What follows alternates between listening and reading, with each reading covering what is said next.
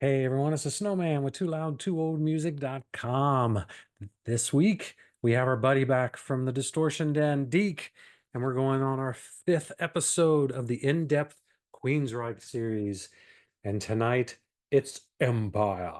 So let's do it.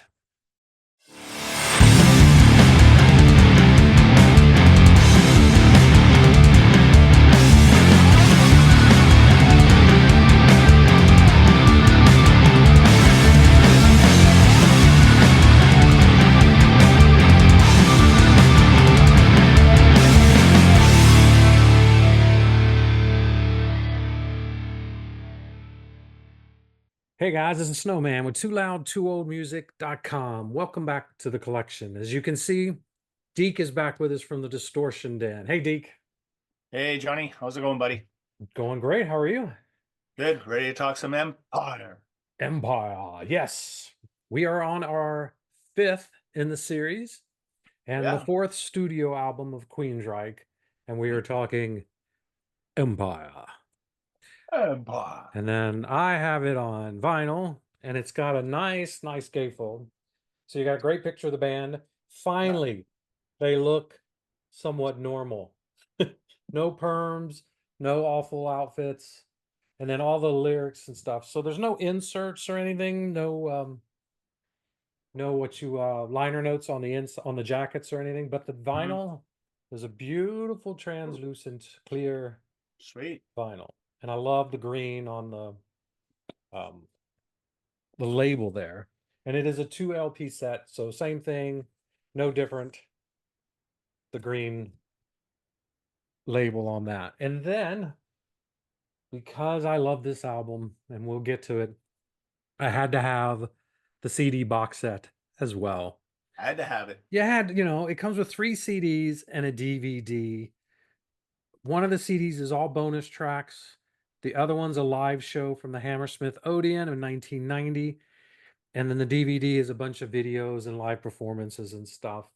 And I love it's great packaging and it's just it's an album worth a deluxe edition like that. Which now I'm giving away how I feel about the album already. Thanks for dropping by, Yeah, folks. we're done now. I appreciate everybody's time.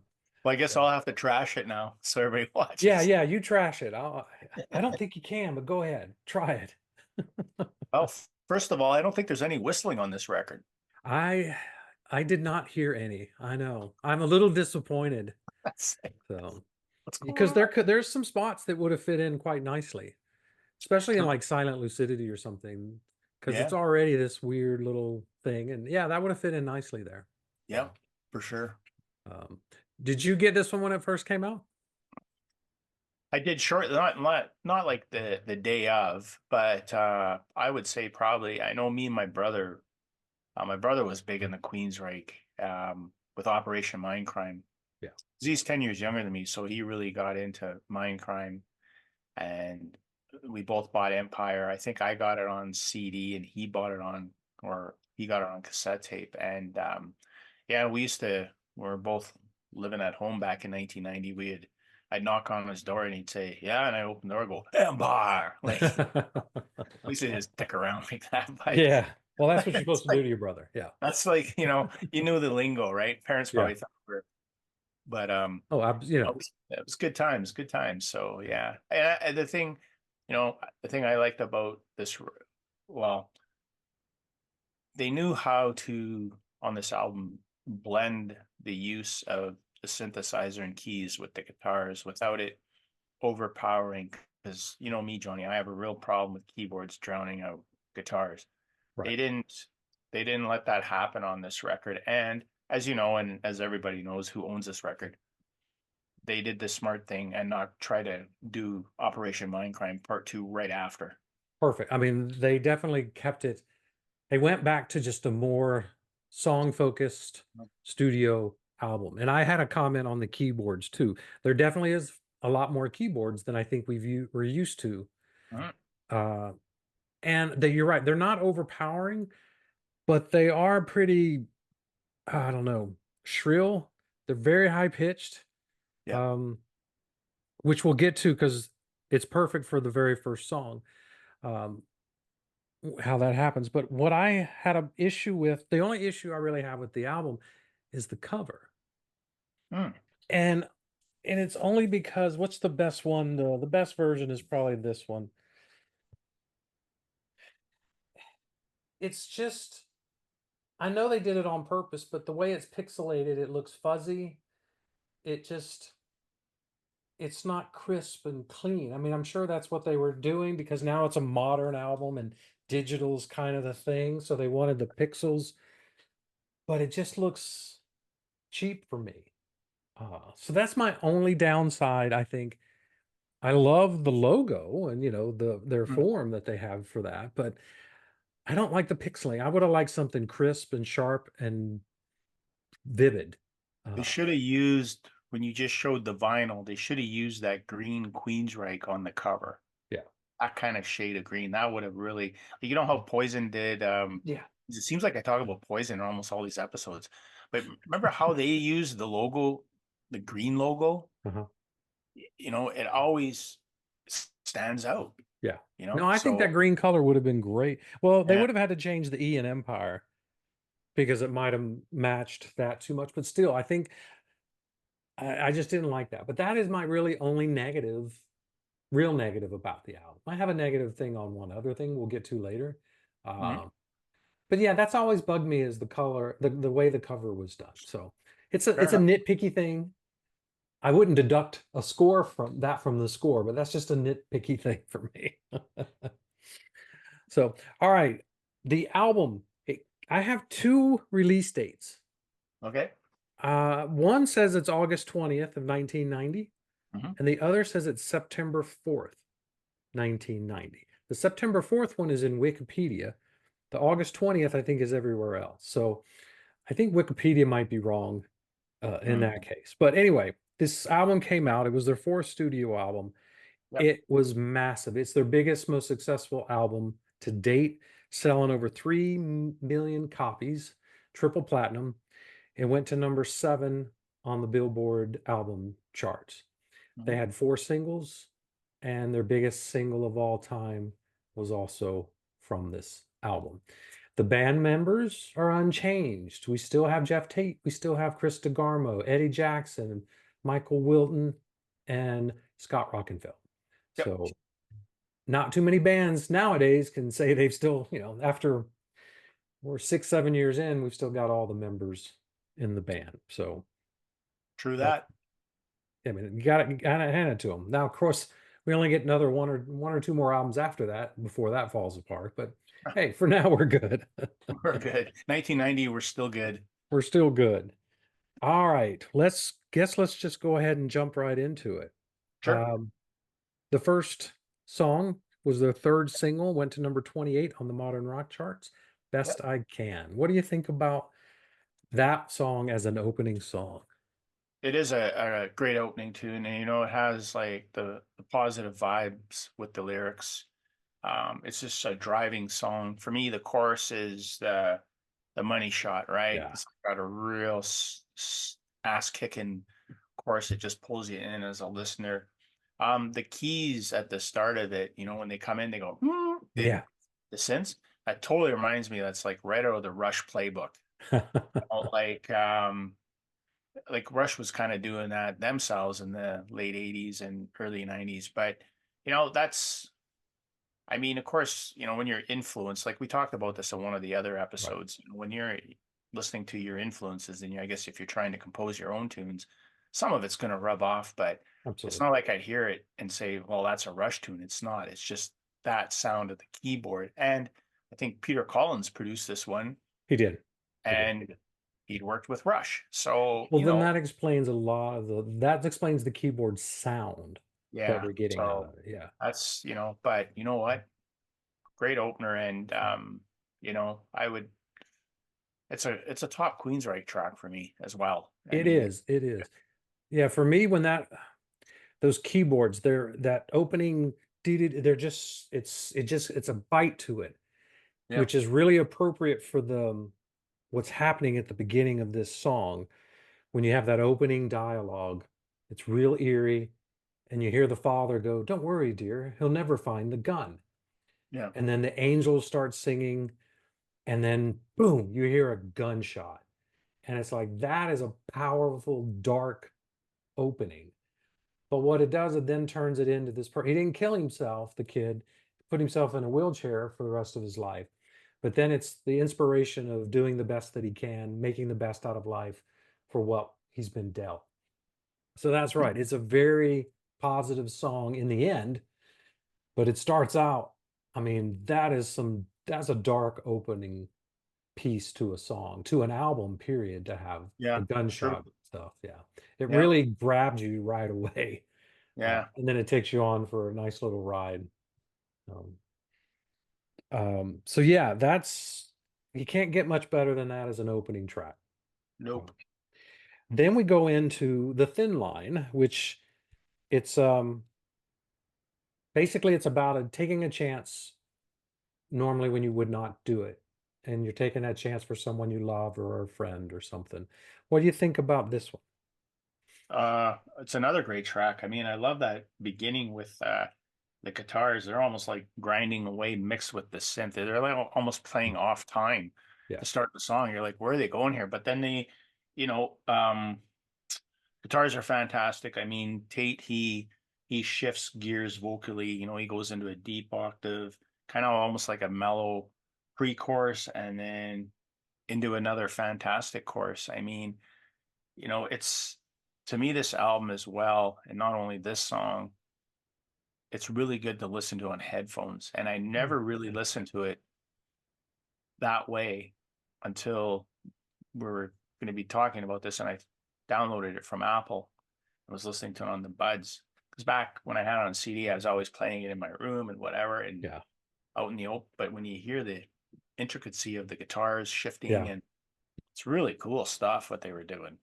It really was. And what I also noticed that stood out for me on this one is the bass work. I mean, Mhm. Eddie's just it's Eddie, right? Yeah, He's just pounding away, just that boom, boom. I mean, constant the thumping and the driving. It shows up quite a lot. And that's I'm gonna go ahead and say this now because Eddie's bass work on this album, production wise, they really had him in the mix. And you can just hear him throughout this album. I mean, just some great work on his part.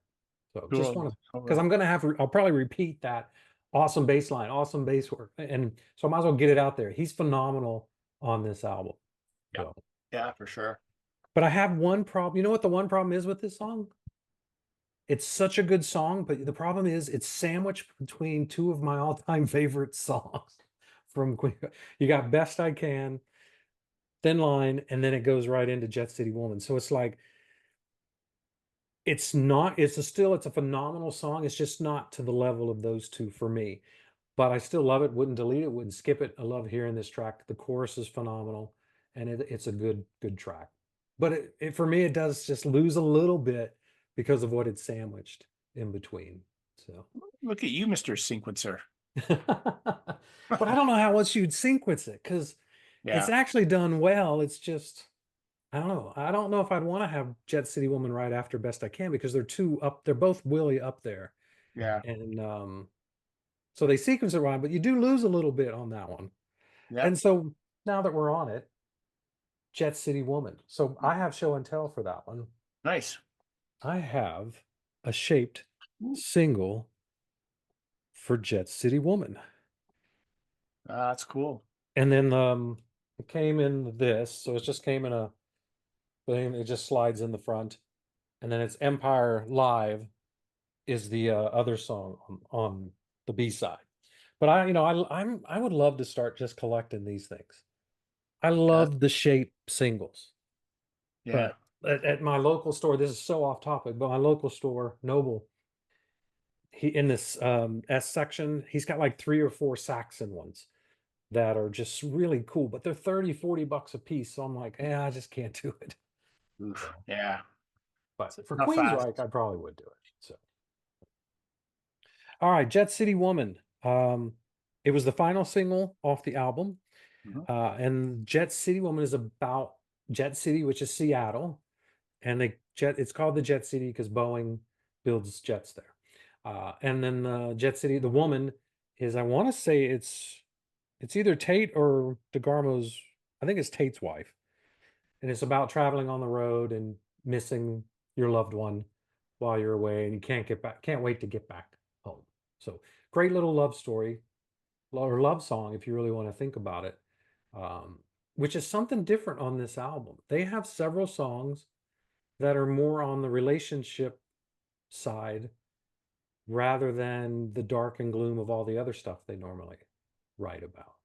So they write their love songs a little bit different. I just find it interesting that they finally have they caved and gone more commercial, or is just a natural progression of needing to write things about that and that kind of stuff. Damn, in all these years, I thought Jet City Women was about the 5 Mile High Club. So there you go. You gave the real backstory to it. Well, it could be that too. But anyways, it's funny you talk about the bass. That was my opening line in my notes. Nice bass work from Jackson Yeah, and Tate's vocals. They build up nicely. I like the guitars as it shows that you don't need to be ripping people's heads off with metal riffs all the time. Like right. DeGarmo and Wilton, they made a pretty good guitar team, and they could take the foot off the guitar gas pedal, so to speak, and just kind of vibe with the song. They actually let the bass vibe over the guitar, Yeah, basically. And yeah, yeah, stands out. It's a brilliant, another great song. Three yeah. for three, buddy. I know, just really, really awesome. Yeah, I love the airplane sounds they had in it. And I had a note on the guitar work, but that chorus is just huge. It's catchy. Um, and that's one thing I'm noticing on this album. It's more melodic, there's more hooks. It's, it's song driven, like I said earlier, rather than trying to tell the story. So yeah, kudos on them for not sticking to the same routine. Formula, yeah. Yeah. All right, then we get to the song Della Brown, which is about poverty and regret. So not a good topic right off the bat. Well, I mean, it's a very somber topic.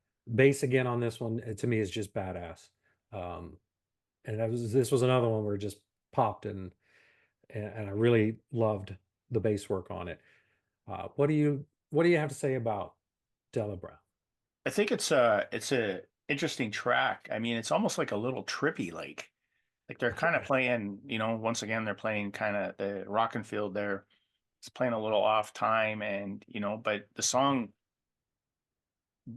gels well. And, to me, that's another one of those headphones kind of tunes. The only knock I would have on it is I think they could have shaved off a minute or two. Thank you. I just find that it just kind of goes and goes. And I'm thinking, when's the next song starting? Yeah, Like, yeah. don't Boris get to the chorus kind of deal. But yeah, just a little laggy. But other than that, you know what? It's another good song. Yeah, musicianship wise, it is phenomenal. Yeah. Lyrically, it is really poignant song. Mm. But yeah, it does drag on too long because that was the note I had. So I'm glad you said it first. But I would have to say the downside is it's about 2 minutes too long, Yeah. in my opinion as well. So all Agreed. right, then so it's like to me it's like high level song, really good song, high level song, really good song, and now another high level song. I love Another Rainy Night Without You. How do you like that one, or do you like that?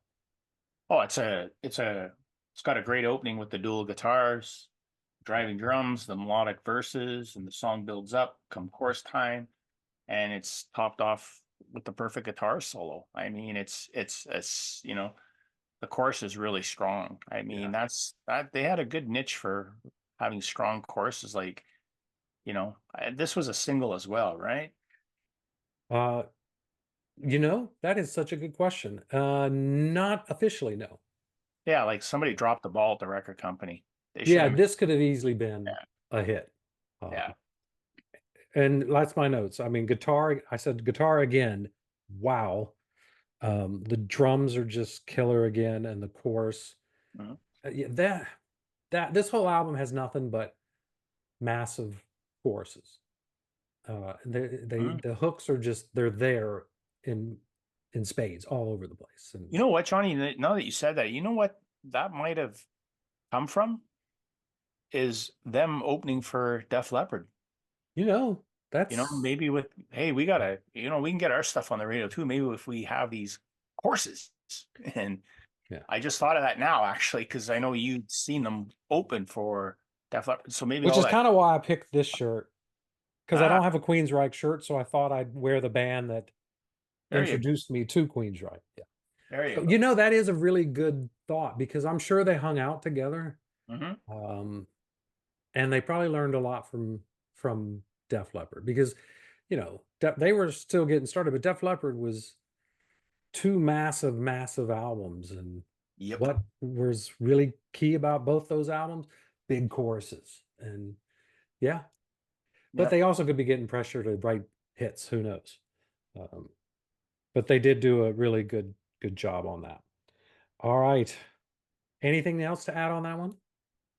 Super duper track. Yeah, it is. It's one of my favorites on the album. All right, then we get I have another prop. We're on Empire, and I have this Bamba. 7-inch single. That's cool. I do love the skull in that. And we do get a non-album track, There we go. Scarborough Fair, which is a traditional Okay. English song, and it is horrible. Um, but I won't tell you how I feel about it because we're here talking about Empire. Um, but yeah, so I was happy to find a single for that. Anytime I find anything Queensryche, I will on the single wise I grab. So Yep. Empire opening single for the album went to number 22 on the mainstream rock track. Didn't Not a top 40 track or anything. It's about drug trafficking and the crimes that come with it. Yep. It is a very dark song, but and it is a very unusual song for some of the choices they make in it. But I I I think it's an amazing track. And so your thoughts on it? Yeah, it's a killer track, and I'm going to explain to you what really pulls me in as a listener. Um, I had to write this down because I would have flubbed the opening line where he says, "Last night the word came down, 10 dead in Chinatown." Yeah. Now, when you listen to it, you hear the guitar go, "Bow, bow, bow, bow." Yeah. Yeah. No, that is Yeah. riff it at its best, man. Now, whoever came up with that, it's brilliant because I always hear that all the time. I've heard that since I first got Empire way back I in know Wilton 90. did the Just that solo. guitar. Yeah, Wilton like did the that. solo, but I don't know about the riffs on the during it. But So holy man. And then, Tate shifting, into the deep voice, the singing, like back and forth, back and forth. But see, it's almost like, and we talked about this on the Mind Crime episode, it's like he found his voice. Everybody knew he could shatter glass. right. So he didn't keep doing it. He kind of said, okay, I'm going to do different things with my voice. And, like this record to me is more of it's a mainstream Reich record. Yeah. I mean, there's no, just like Mind Crime, just like Warning, there is no Queen of the Reich on this stuff, man. No. Them days are gone. And them days were gone at that time. But, yeah, Empire is just, oof, another one of those top solid tracks. But that guitar hook in there, oof, that's pure brilliance there, Johnny. Yeah, it really was. And I had a comment down on the fact how he was high. He was kind of like it was kind of like a duet with himself. Yeah. He'd sing a line at the high register, and then there would be a counterpoint or a darker point to make with that deeper Yep. register. Yep. And it works perfectly. Um, yeah, I mean, I can't say, even though they have the break in the middle where they go in 1986, crime rates Yeah. were blah, blah, blah. It's kind of corny, but it works for the song. Because the song is about that and the fact of and what's really poignant is how dark and disturbing and the drug trafficking bad was then. It's just as bad, if not worse now. You got So her. the song is timeless in that respect. Mhm. Lyrically, yeah. Yeah. You just take out 86 and put in 24. Yeah, I bet you we spend still more on defense than we do national or police force. Yeah. Yeah. especially now that we've defunded the police, but that's a whole nother. I'm out of this conversation. I don't agree with that, so that was just a joke. All right, next track before I get myself into trouble. Then we got Resistance, Yep. which is basically it's an environmental, which I didn't realize this. It's more of an environmentalist protest song, which I was like, okay, I can hear that now that I know that. Uh, but what do you think of that one? It's just a good straight driving, straight ahead rock track. Yeah, And it's just a good metal tune. I it mean, it's is. kind of almost back to their roots somewhat. Um, but kind of keeping their sound current. It's like when you listen to this whole record, which is probably one of the best things I can say about it, is like Mindcrime, even The Warning. These albums don't sound like the year they came out, Right. especially Mindcrime and Empire, I guess would be the two that, I don't say, well, that sounds like a 1990 record or that sounds like a 1988 record. Sometimes you hear music now from the 60s, like The Who playing on the radio and they're playing My Generation. You're going, yeah, man, that sounds 60s, right? Yeah, yeah, And now that we're getting up in years, like to me, this is like almost like a timeless metal sound, so to speak. right. So No, yeah, no, they that's right. they To tapped me, into something really good here. yeah, all I had on here was just it's just another great melodic rock track. And Yep. one thing even though they're a metal band or whatever, they have a lot of pop hooks in this thing. And I think this is a little heavier song, but it's still just a great song. Yep. Fair enough.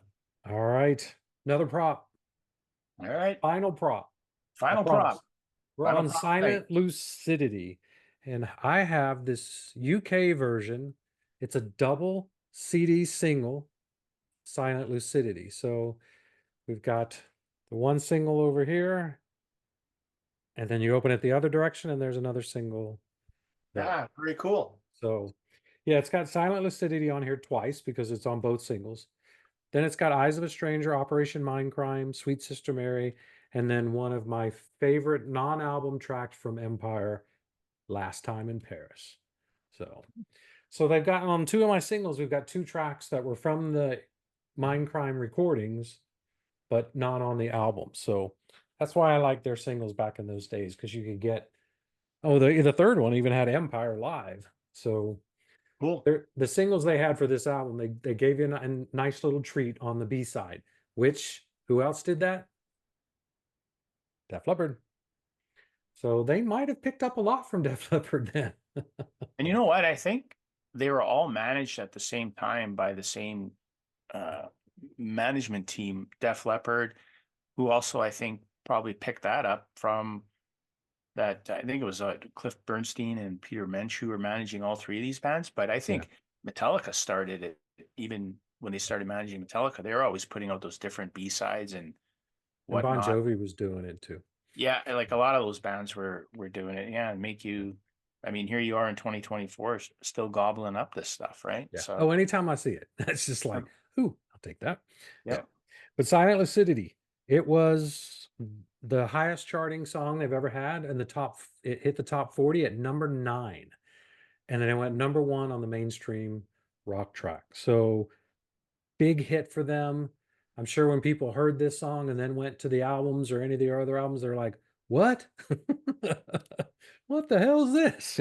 Yeah. Silent Lucidity was inspired by a novel, Creative Dreams, by Patricia Garfield, and it had Michael Kamen doing some of the orchestration.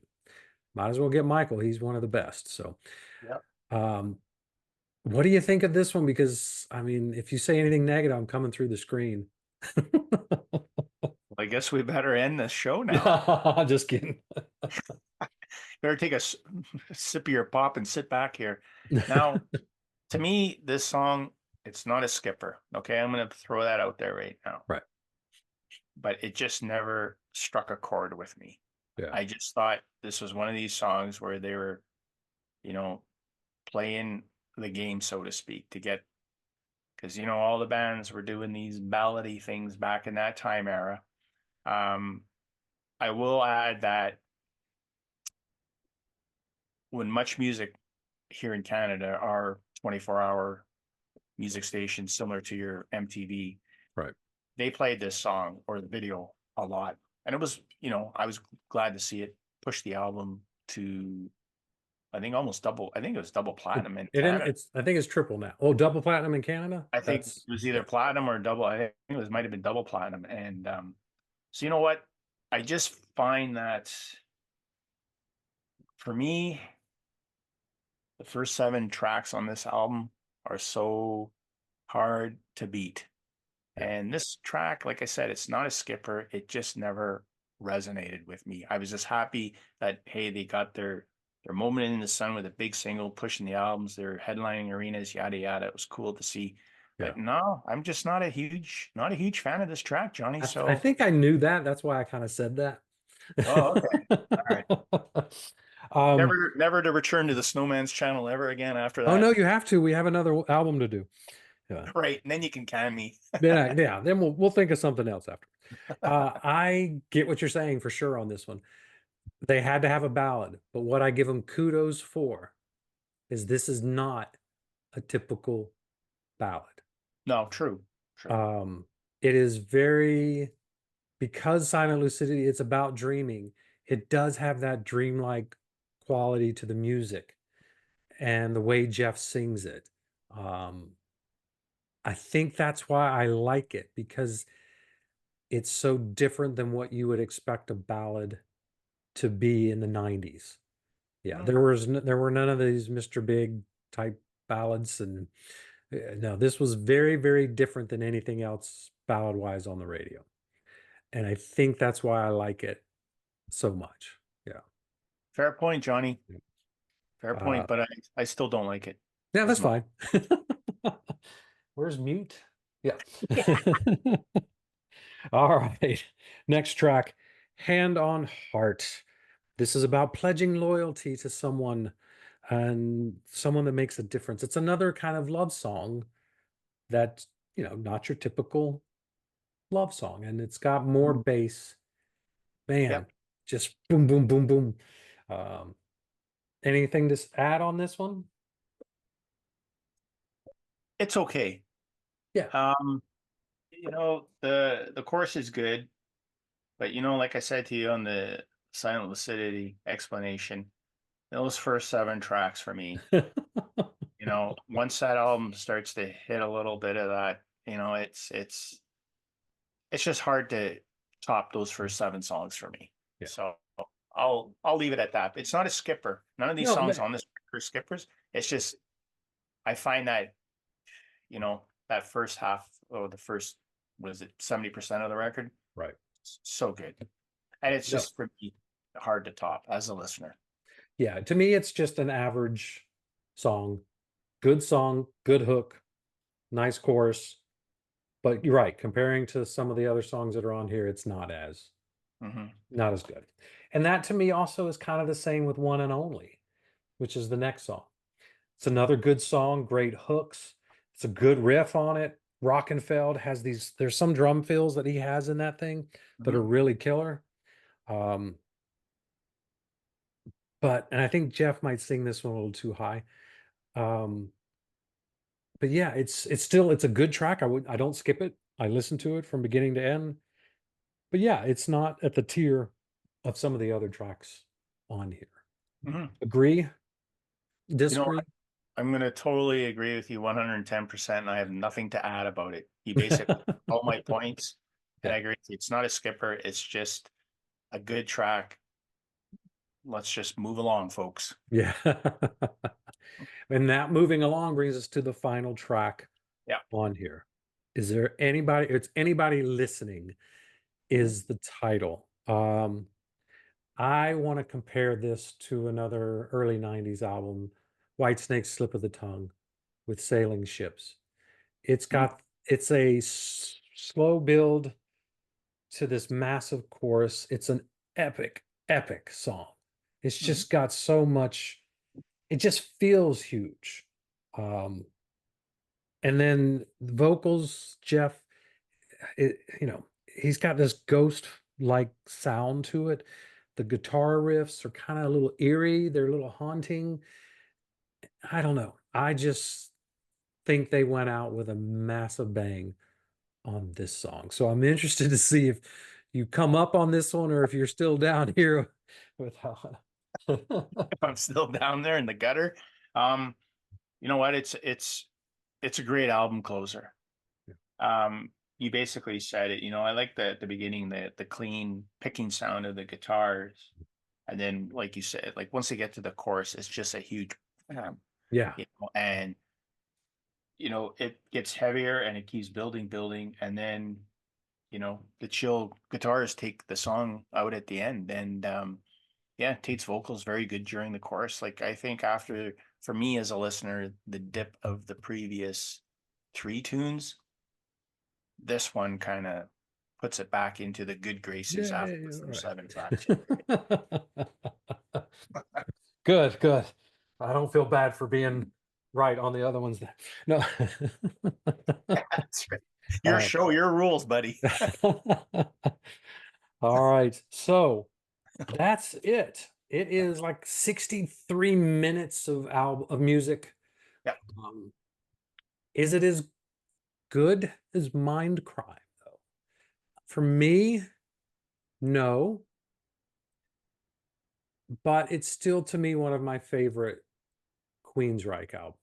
So I don't know. I won't give my score yet. Do you have a score for this one or any last minute comments on this? A 4. Yeah. I go Okay. solid four. It's just like I said, those first seven tracks, and then they end it with anybody's listening. So solid for me, a solid eight songs on here.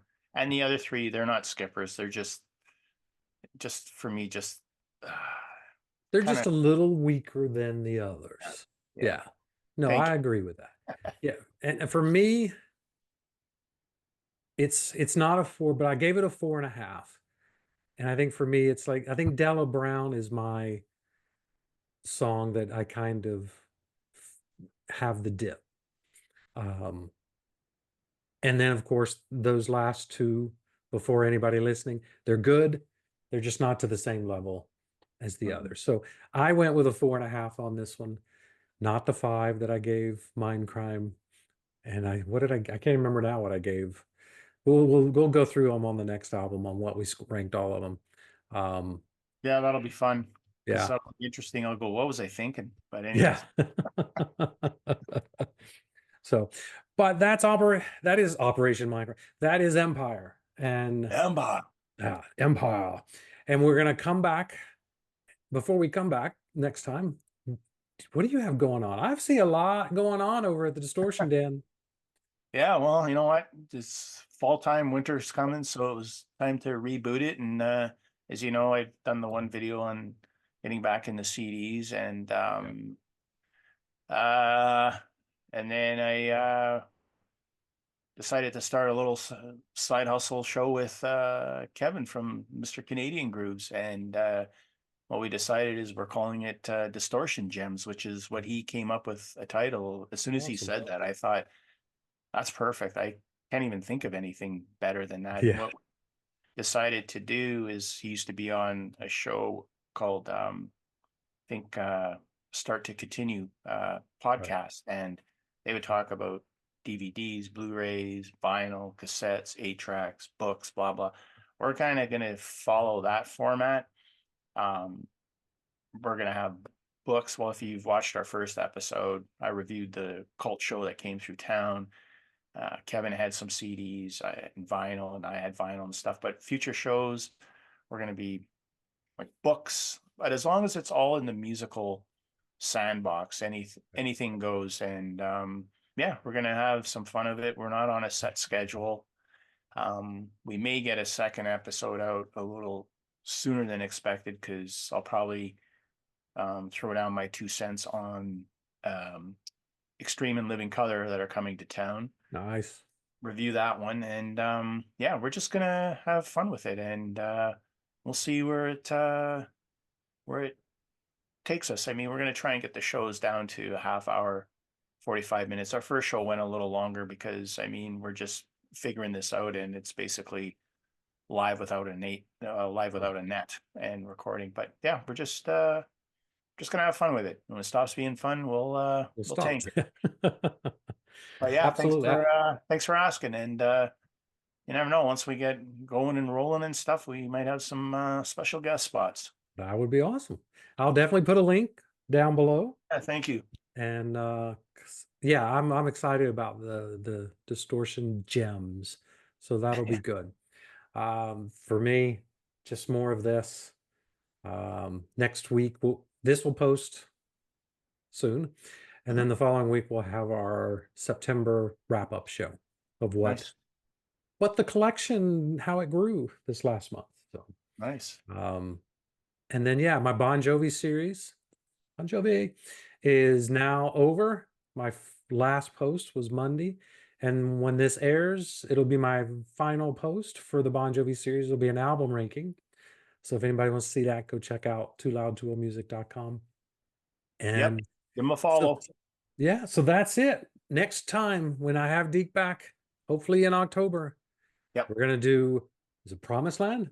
that's it. That's the Yeah. grand finale, buddy. That's going to be the last one in our series because those are really the only albums we have is the debut up to Promised Land. So we're going to just focus on those. And maybe one day in the next millennium, we'll come back and do the rest if we ever get them.